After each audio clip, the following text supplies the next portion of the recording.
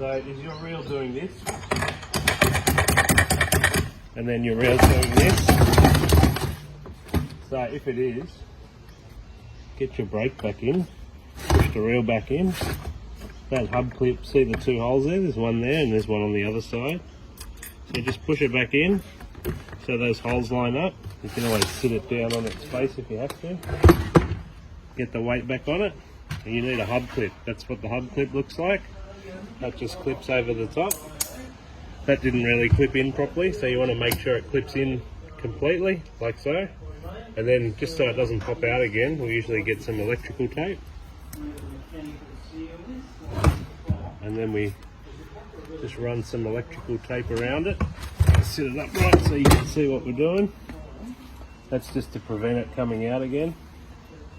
That sits around there.